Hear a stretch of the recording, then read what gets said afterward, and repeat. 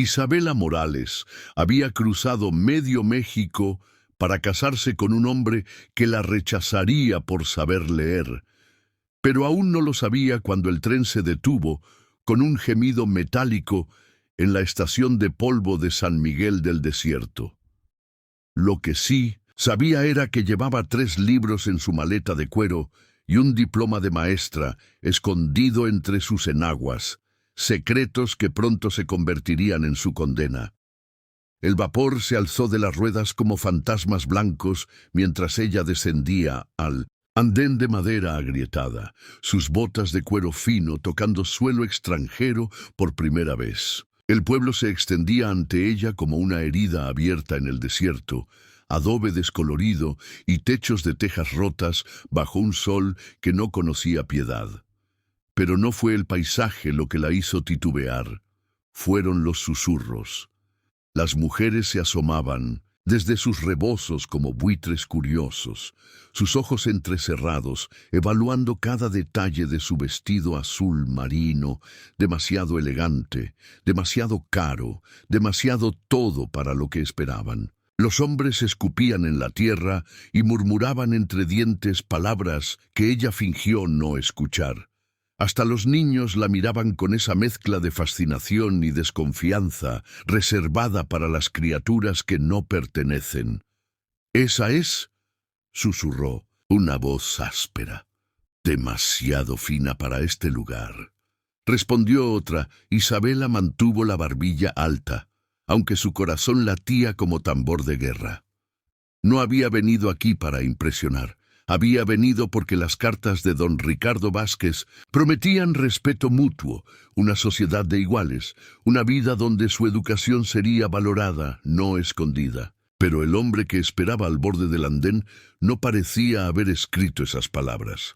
Don Ricardo Vázquez era todo cuero curtido y mandíbula cuadrada, con ojos que habían visto demasiada guerra y muy poca ternura. No extendió la mano. No, sonrió.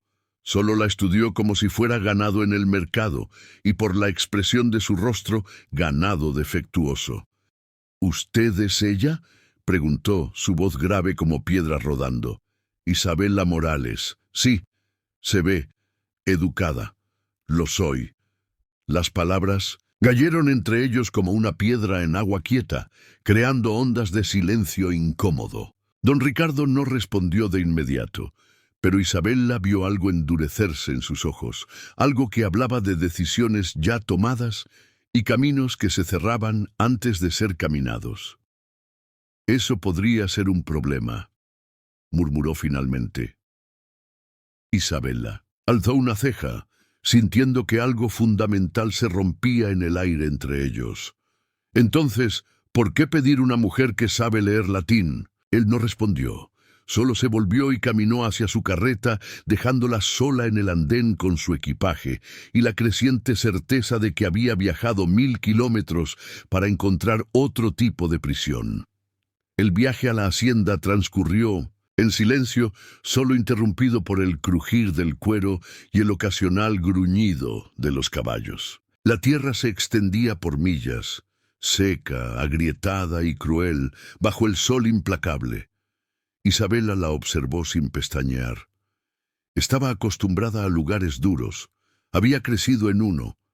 La casa de don Ricardo se alzaba como una fortaleza de adobe contra el horizonte, con muros gruesos y ventanas pequeñas que parecían ojos entrecerrados. El patio central estaba rodeado de arcos que proyectaban sombras profundas, y el silencio que reinaba era del tipo que aplasta las palabras antes de que nazcan. Esa noche se sentaron a una mesa larga de madera oscura, pulida por generaciones de codos y decisiones familiares. Isabela ocupó el lugar que le habían asignado, consciente de que cada movimiento era evaluado por ojos que ya habían decidido que no pertenecía allí. «Entonces, señorita Morales», comenzó doña Carmen, la hermana de don Ricardo, su voz dulce como miel envenenada. «Nos dice mi hermano que sabe usted leer». «Sí, señora». «¿Y escribir también?» «También». Las tortillas se enfriaron en el plato mientras doña Carmen intercambiaba miradas significativas con su cuñada, una mujer pálida que no había levantado los ojos de su comida.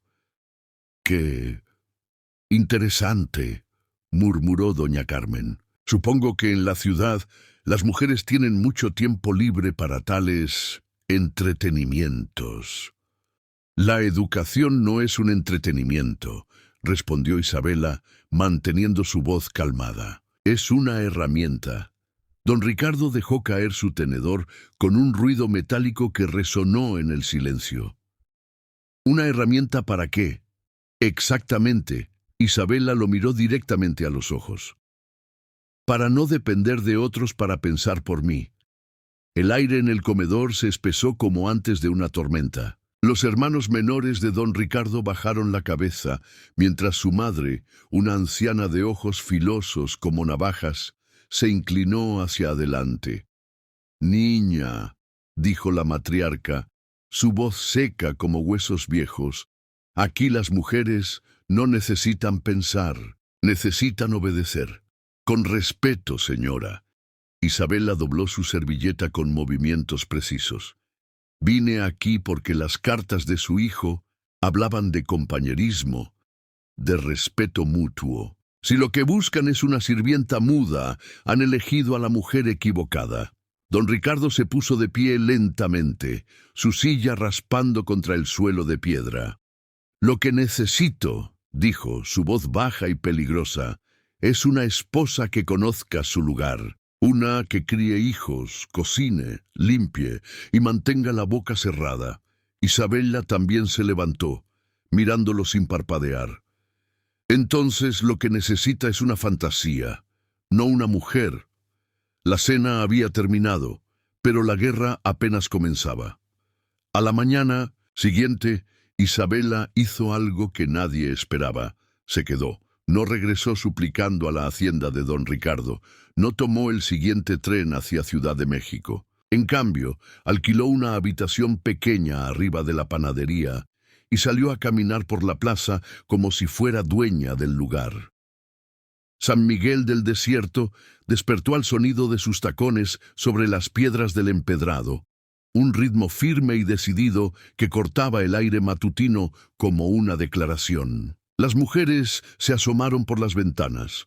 Los hombres dejaron de hablar en las esquinas y los niños la siguieron a distancia prudente, curiosos por esta criatura extraña que no se había ido corriendo.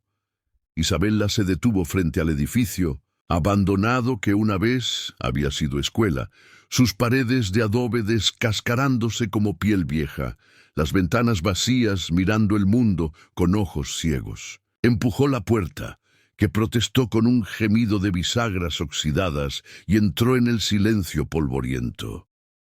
«¿Qué hace usted ahí?». La voz la sobresaltó. Un niño de quizás 8 años la observaba desde el umbral, flaco como un palo de escoba, con ojos demasiado grandes para su cara morena. «Limpiando», respondió Isabela, quitándose el polvo de las manos. «¿Cómo te llamas?» «Joaquín. Mi mamá dice que no le hable a usted». «¿Y qué crees tú?». El niño se encogió de hombros. «Que usted no parece mala, solo diferente».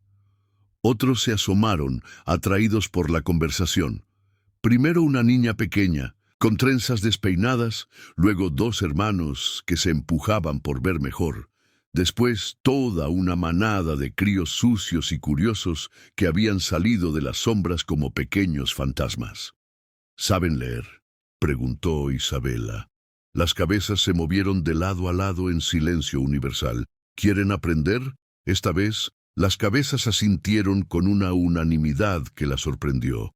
Para cuando el padre Miguel llegó, atraído por los reportes de disturbios, en la vieja escuela, Isabela había organizado a 15 niños en círculo sobre el suelo barrido, dibujando letras en la tierra con un palo. «Señorita Morales», dijo el sacerdote, su sotana negra ondulando mientras se acercaba, «me temo que está usted causando preocupación».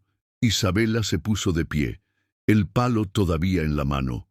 «Por Enseñar el alfabeto, padre, por actuar sin permiso.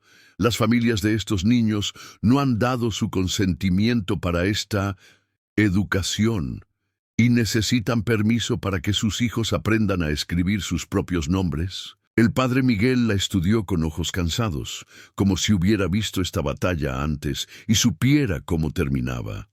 En este pueblo, señorita, algunas cosas es mejor dejarlas como están. Isabela miró a los niños, sus caras sucias llenas de hambre por algo más que comida. Yo no soy de este pueblo, padre. La cantina.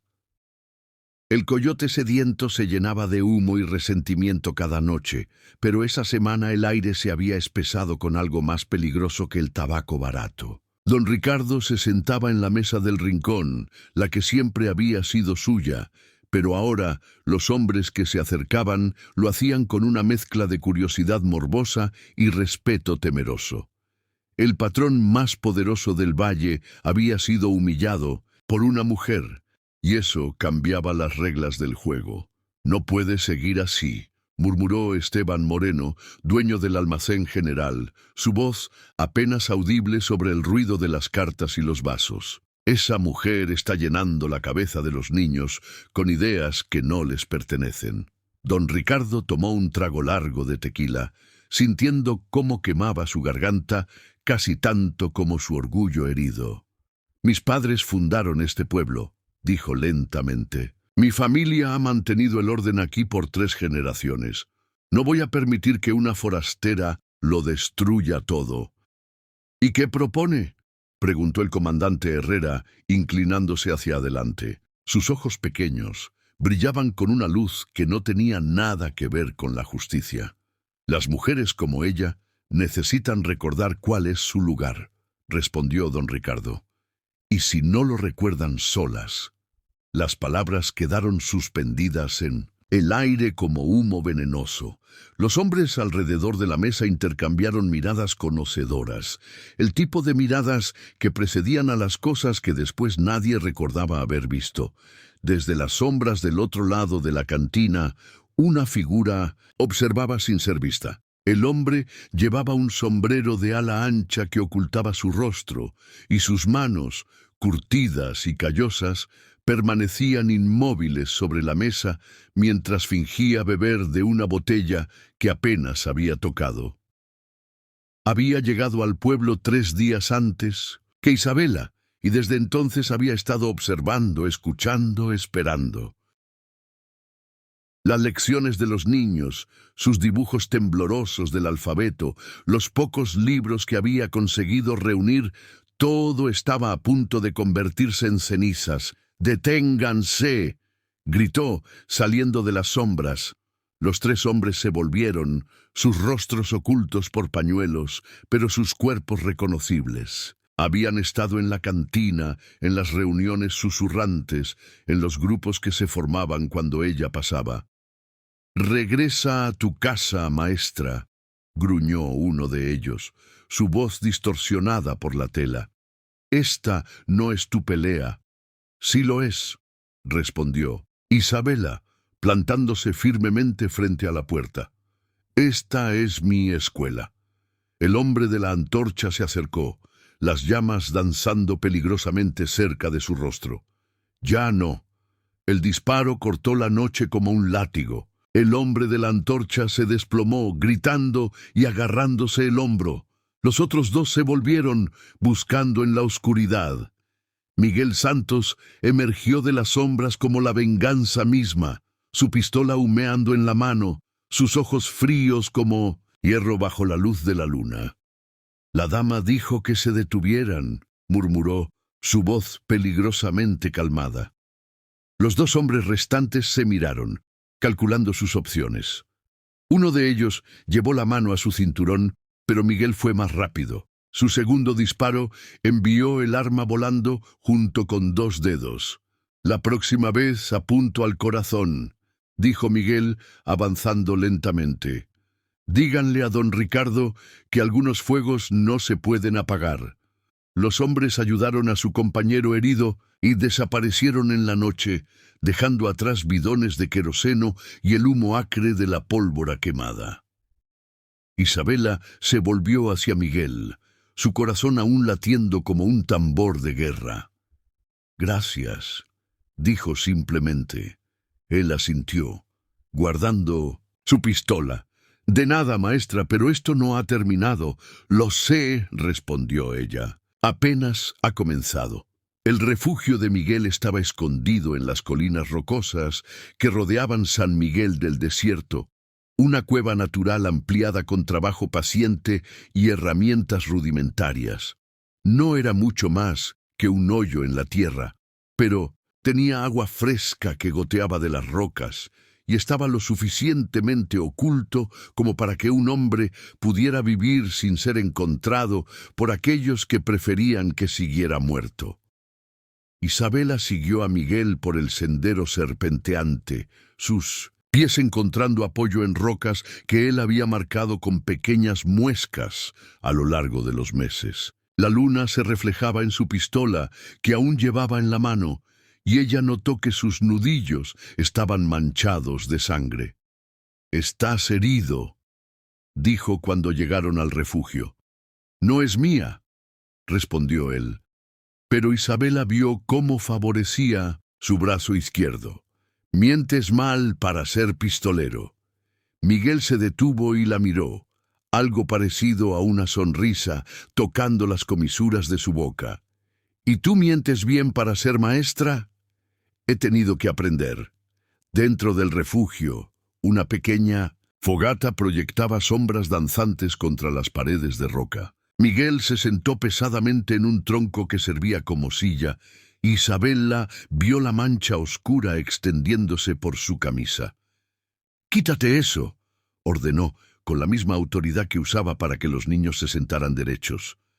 «No es nada, Miguel. Santos, he visto suficiente sangre para saber cuando un hombre está mintiendo sobre sus heridas. Quítate la camisa». Él la obedeció, quizás por sorpresa más que por convicción.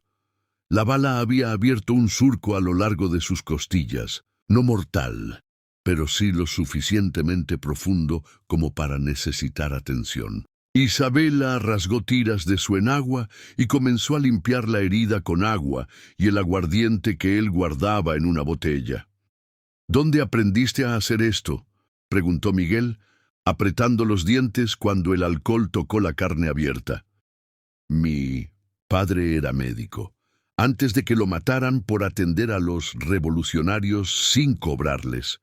Sus manos trabajaron en silencio por un momento, eficientes y gentiles». «¿Y tú?», preguntó ella. «¿Dónde aprendiste a disparar así?» «En la guerra, luego en la frontera, después en lugares donde era mejor no preguntar nombres». Isabela terminó de vendarle la herida y se sentó frente a él. El fuego crepitaba entre ambos, creando una intimidad que ninguno había buscado, pero que ambos necesitaban. «Dijiste que una vez fallaste en proteger a alguien como yo», dijo suavemente. Miguel fijó su mirada en las llamas. Se llamaba Carmen. Era maestra también, en un pueblo cerca de Guadalajara. Inteligente, testaruda, se negaba a quedarse callada cuando los terratenientes abusaban de los trabajadores. ¿Qué le pasó? Lo que les pasa a las mujeres que se interponen en el camino de hombres poderosos. La encontraron en el río una mañana después de que algunos hombres decidieran que había hablado demasiado. Isabela sintió un escalofrío que no tenía nada que ver con el aire fresco de la cueva. ¿La amabas? «Iba a casarme con ella», respondió Miguel, su voz apenas un susurro. «Pero llegué un día tarde». El silencio se extendió entre ellos, cargado de pena y comprensión mutua. «Por eso estás aquí», dijo Isabela. «Por eso estoy aquí, y por eso no voy a llegar tarde otra vez». El sol del mediodía convertía la plaza de San Miguel del Desierto en un horno de piedra y tensión cuando Isabela Morales caminó hacia su centro, seguida por una procesión silenciosa de niños que, Llevaban en sus manos pequeñas pizarras con las letras que habían aprendido a escribir. Sus madres los siguieron a distancia, algunas con lágrimas en los ojos, otras con mandíbulas apretadas por la determinación. Don Ricardo ya estaba allí, flanqueado por el comandante Herrera y una docena de hombres armados. Había elegido el momento y el lugar cuidadosamente, la plaza donde su familia había dictado la ley durante 3 generaciones, bajo el sol implacable que convertiría cualquier confrontación en un espectáculo público. «¡Señorita Morales!», gritó don Ricardo, su voz resonando contra las paredes de adobe. «Ha llegado el momento de que entienda que no es bienvenida aquí».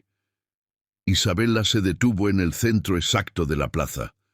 Sus estudiantes, formando un semicírculo detrás de ella como pequeños soldados, armados con conocimiento. «Don Ricardo», respondió su voz clara y firme, «he entendido muchas cosas desde que llegué aquí. He entendido que algunos hombres prefieren el miedo a la esperanza». Los murmullos se alzaron entre la multitud que se había reunido en los bordes de la plaza. Comerciantes cerraron sus tiendas para observar. Mujeres se asomaron desde sus ventanas. Incluso el padre Miguel apareció en los escalones de la iglesia, su sotana negra ondulando en la brisa. «Esta mujer», continuó don Ricardo, señalándola con un dedo acusador, «ha llegado aquí a destruir nuestras tradiciones, a llenar las cabezas de nuestros niños con ideas que no les pertenecen». «¿Y qué ideas son esas?», preguntó Isabela, dando un paso adelante. «La idea de que pueden escribir sus propios nombres, de que las niñas también tienen derecho a aprender».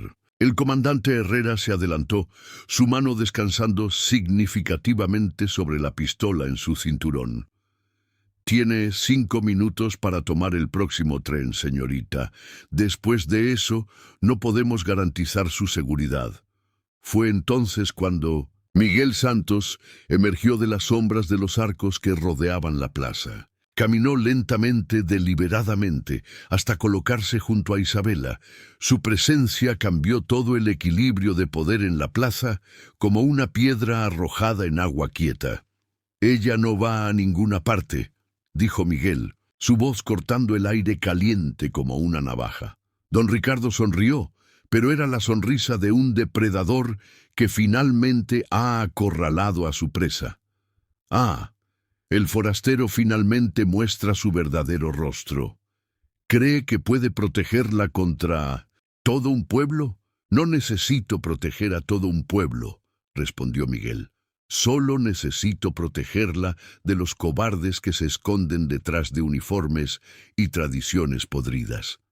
El silencio que siguió era tan espeso que se podía cortar con cuchillo. Isabela sintió el peso de todas las miradas sobre ella, el momento en que una comunidad entera tendría que decidir qué tipo de lugar quería ser. Entonces, desde atrás de la multitud, una voz pequeña pero clara rompió el silencio. «Yo quiero seguir aprendiendo». Era Joaquín, el niño flaco que había sido el primero en acercarse a la escuela. Su madre lo tomó de la mano y, para sorpresa de todos, no lo silenció. «Yo también», dijo otra voz, y luego otra y otra.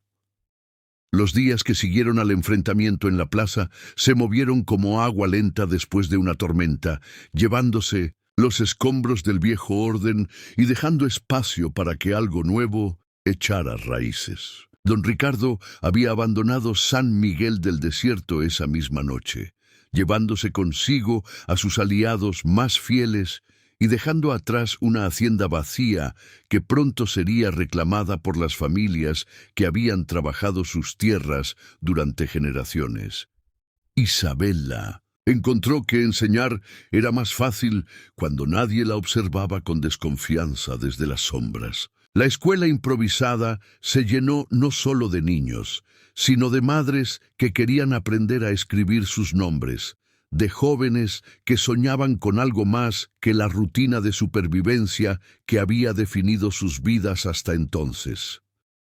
Miguel había bajado de las colinas, pero no completamente. Había construido una pequeña casa en el borde del pueblo, lo suficientemente cerca para llegar rápidamente si lo necesitaban, lo suficientemente lejos para mantener la libertad que ambos habían aprendido a valorar. No hablaban de matrimonio o de futuro. Ambos entendían que algunas cosas crecían mejor sin demasiada atención directa. Los cambios toman tiempo, le dijo Isabela una tarde mientras caminaban juntos por las calles que ya no susurraban amenazas. La gente necesita acostumbrarse a la idea de que las mujeres pueden tener voz propia. Miguel asintió, observando cómo una madre joven practicaba escribir su nombre en la tierra con un palo, su hijo pequeño aplaudiendo cada letra temblorosa. ¿Se arrepiente?, preguntó. De haberse quedado, de haber luchado, habría sido más fácil tomar el siguiente tren. Miguel Santos no era un hombre que hablara mucho, pero sabía reconocer el peligro cuando lo veía formarse como nubes de tormenta en el horizonte. Había visto demasiadas veces lo que hombres como don Ricardo hacían cuando se sentían amenazados. Había presenciado la violencia que justificaban con palabras bonitas sobre honor y tradición. Hay formas de resolver estos problemas, continuó don Ricardo, su voz ahora más baja, más íntima. Formas que no dejan rastros. Miguel apretó los dedos alrededor de su botella.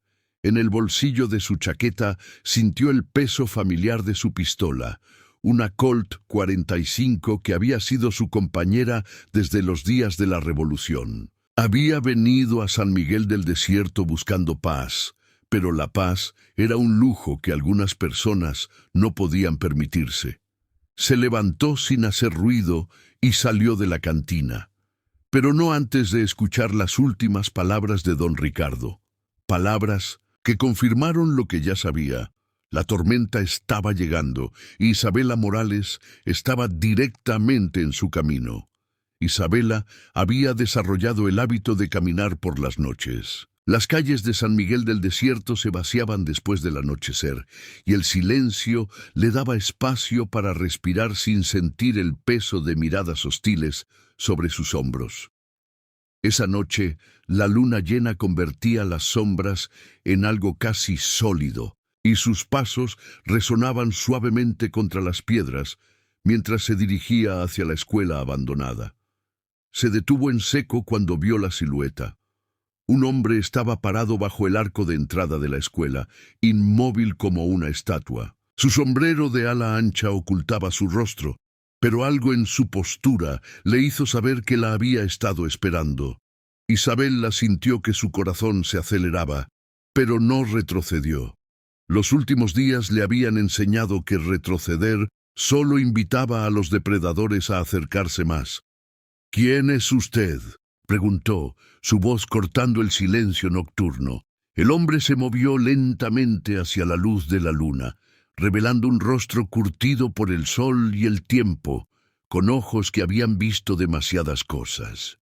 Una cicatriz serpenteaba desde su sien hasta su mentón, como un mapa de alguna batalla antigua.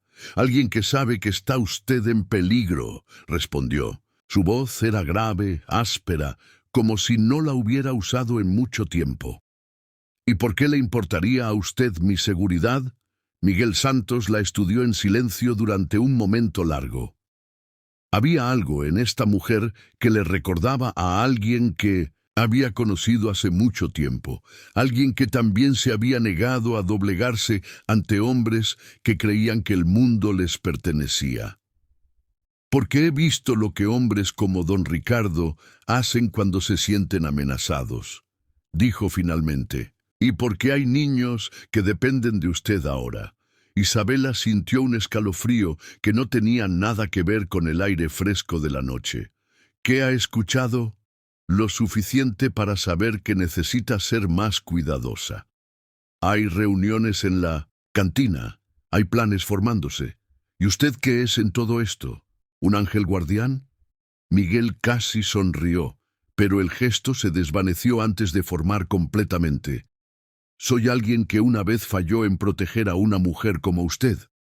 No, voy a fallar otra vez. El silencio se extendió entre ellos, cargado de cosas no dichas. Isabela vio algo en sus ojos, una mezcla de determinación y pena que reconoció porque había visto la misma expresión en su propio espejo. ¿Cómo se llama?, preguntó suavemente. Miguel Santos. Pero por aquí soy solo el forastero. Yo también soy forastera. Sí, dijo él, y esta vez sí sonrió apenas. Pero usted es la clase de forastera que cambia las cosas. Yo solo las observo. Esa noche Isabela regresó a su habitación sabiendo que ya no estaba completamente sola en su batalla contra las sombras. El estudio de don Ricardo olía a cuero viejo y secretos más viejos aún. Las paredes de adobe grueso mantenían fuera el calor del día, pero no podían contener el veneno que se destilaba esa noche entre los hombres más poderosos de San Miguel del Desierto. La luz de las velas proyectaba sombras danzantes sobre rostros que la luz del día nunca revelaría completamente. El comandante Herrera se reclinó en su silla, la insignia de su uniforme brillando débilmente mientras daba vueltas a un vaso de brandy entre sus dedos gordos. El problema, dijo, su voz untosa como aceite rancio, es que esa mujer está dando ideas a la gente equivocada. Los niños llegan a casa preguntando por qué no pueden leer. Las madres empiezan a cuestionar por qué sus hijas no pueden ir a la escuela. Es como una enfermedad, añadió Esteban Moreno, limpiándose el sudor de la frente con un pañuelo manchado. Se extiende si no la detienes a tiempo. Don Ricardo permanecía de pie junto a la ventana, mirando hacia la oscuridad, donde sabía que las luces de la escuela improvisada habían brillado hasta tarde otra vez. Su mandíbula se tensaba cada vez que pensaba en Isabela Morales, en la forma como lo había mirado esa primera noche, sin miedo, sin sumisión. Mi abuelo construyó este pueblo con sus propias manos, murmuró. Estableció el orden, las reglas. Cada familia sabía su lugar, cada mujer conocía su deber, y ahora llega una forastera y pretende cambiarlo todo. ¿Qué propone entonces don Ricardo?, preguntó el juez Navarro, un hombre esquelético cuya lealtad se compraba con chetos en tierras y favores. Las palabras no van a hacer que esa mujer entre en razón. Don Ricardo se volvió lentamente, sus ojos reflejando la luz de las velas como los de un depredador nocturno. Los accidentes ocurren todo el tiempo en el desierto, dijo suavemente. Incendios, caídas, animales salvajes, especialmente a las mujeres que se aventuran solas por la noche. El silencio que siguió era espeso, cargado de implicaciones que ninguno de ellos admitiría jamás en voz alta. Por supuesto, continuó don Ricardo, sirviendo brandy con manos firmes. Sería una tragedia terrible. El pueblo entero lloraría la pérdida de tan dedicada maestra. El comandante Herrera sonrió, una expresión que no tenía nada que ver con la alegría. Los accidentes son impredecibles. Pero si ocurrieran, digamos, durante una de sus caminatas nocturnas, nadie podría culpar a nadie por no poder prevenir lo inevitable, completó el juez Navarro. Don Ricardo alzó su vaso en un brindis silencioso. Por el orden natural de las cosas. Los cristales chocaron en la oscuridad, sellando un pacto que convertiría la luna llena en cazadora y a Isabela Morales en su presa. Las señales llegaron como susurros al principio. El panadero que ya no la miraba a los ojos cuando compraba su pan diario. La mujer del almacén que contaba el cambio 3 veces, como si tuviera miedo de que sus dedos tocaran los de Isabela. Los niños que llegaban tarde a las lecciones, con excusas torpes sobre tareas domésticas que nunca antes habían mencionado. Isabela no era paranoica, pero tampoco era ciega. Había crecido en lugares donde la violencia se anunciaba con silencios, y San Miguel del Desierto se había vuelto peligrosamente silencioso. Esa tarde, mientras organizaba los pocos libros que había conseguido para la escuela, encontró algo que no había puesto allí. Una rosa marchita sobre su escritorio improvisado, sus pétalos negros como sangre seca. No había nota, no había explicación, solo la promesa implícita de flores que pronto adornarían una tumba. Sus manos no temblaron cuando la levantó y la arrojó al fuego que mantenía encendido en un barril oxidado. Pero su corazón latía como tambor de guerra cuando las llamas consumieron los pétalos oscuros.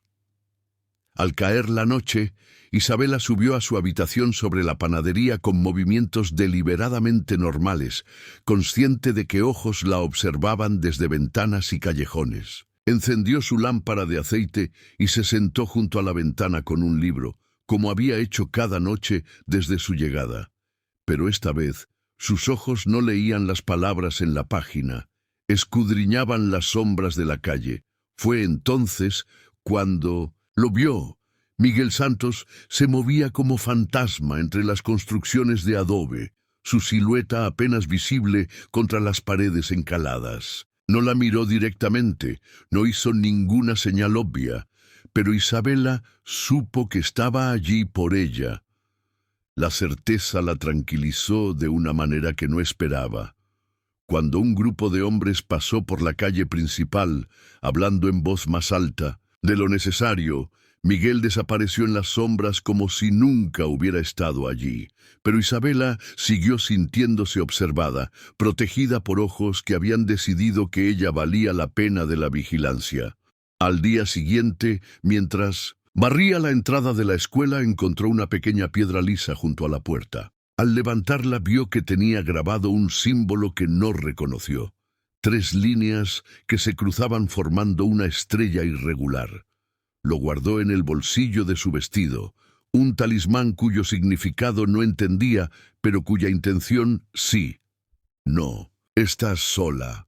Esa noche, por primera vez en semanas, Isabela durmió profundamente. Pero en sus sueños escuchó el sonido de pasos que se acercaban y supo que el tiempo de las advertencias sutiles había terminado.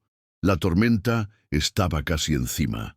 El olor llegó primero, queroseno crudo mezclado con la brisa nocturna.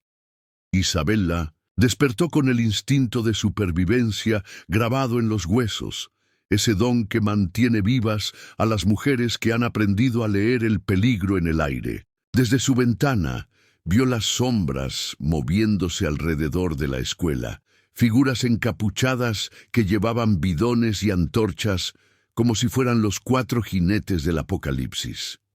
No lo pensó 2 veces. Se vistió en segundos y bajó por la escalera trasera de la panadería, sus pies descalzos silenciosos contra la madera. Las calles estaban vacías, pero no desiertas. Podía sentir ojos observando desde ventanas cerradas, gente que había decidido que era mejor no ver lo que estaba a punto de ocurrir. Llegó a la escuela justo cuando el primer hombre arrojaba queroseno contra las paredes de adobe. Isabela se detuvo y lo miró, viendo en su rostro curtido las mismas cicatrices que ella llevaba en el alma. Las marcas de alguien que había decidido que algunas batallas valían la pena, sin importar el costo. ¿Se arrepiente usted de haber disparado? No, respondió sin dudar. Pero a veces me pregunto qué habría pasado si hubiera llegado demasiado tarde. Pero no llegó tarde, dijo Isabela, tocando ligeramente su brazo. Y yo no me fui. Algunas veces las estrellas se alinean como deben. Esa noche, mientras Isabella preparaba las lecciones del día siguiente, escuchó voces de mujeres que practicaban el alfabeto en el patio de al lado, sus risas mezclándose con el viento del desierto. Por primera vez desde que había bajado de ese tren, se sintió como si hubiera llegado a casa. El cambio, pensó, tenía su propio ritmo, y ella había aprendido a bailar con él. 3 años habían pasado desde que Isabella Morales bajó de aquel tren con libros en la maleta y fuego en los ojos, y San Miguel del Desierto ya no era el mismo pueblo que había intentado quebrarla. El sol de la tarde se filtraba a través de las ventanas ampliadas de la escuela, iluminando las caras concentradas de 24 estudiantes que garabateaban letras en sus pizarras individuales. No solo niños ahora, sino madres, abuelas y hasta algunos hombres que habían encontrado el valor para admitir que también querían aprender. Isabella se paseaba entre los pupitres, su vientre redondeado por 6 meses de embarazo, moviéndose con la gracia cuidadosa de quien lleva vida nueva. Sus estudiantes la llamaban Maestra Isabella, con una mezcla de respeto y cariño que había reemplazado completamente los susurros hostiles de antaño. «Muy bien, María», dijo, inclinándose sobre el pupitre de una mujer que había sido una de las primeras en desafiar a don Ricardo. Su letra mejora cada día.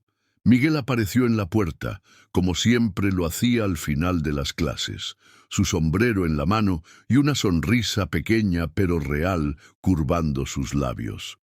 El cabello se le había llenado de canas en las sienes, pero sus ojos tenían una paz que Isabella no había visto en sus primeros encuentros nocturnos. «¿Cómo se comportó nuestra hija hoy?», preguntó posando una mano gentil sobre el vientre de Isabella. «Como su padre», respondió ella. Inquieta, pero con propósito, los estudiantes se fueron gradualmente, despidiéndose con palabras de gratitud que nunca perdían su poder de emocionar a Isabella. Joaquín, ahora de 11 años y ayudante informal de la escuela, fue el último en partir. «Maestra», dijo parándose en el umbral, «mi hermana menor quiere empezar las clases la próxima semana». «Dile que será bienvenida», respondió. Isabella. Cuando se quedaron solos, Miguel e Isabella caminaron lentamente hacia su casa, una construcción pequeña pero sólida que habían edificado juntos en un terreno que el pueblo les había regalado como muestra de gratitud. Un jardín florecía en el frente, testamento verde de que incluso en el desierto las cosas podían crecer cuando se les daba la oportunidad. ¿Alguna vez imaginas cómo sería si te hubieras subido a ese tren de regreso?, preguntó Miguel. Mientras se sentaban en el porche, Isabella miró hacia el horizonte, donde el sol se ponía sobre su pueblo adoptivo, pintando el cielo de colores que hablaban de nuevos comienzos. «No», dijo simplemente. «Algunas raíces crecen muy profundo para ser arrancadas, y en la distancia el silbato de un tren llegaba con nuevos viajeros, nuevas historias, nuevas posibilidades para un pueblo que había aprendido que el cambio no era enemigo del orden, sino su más valioso aliado».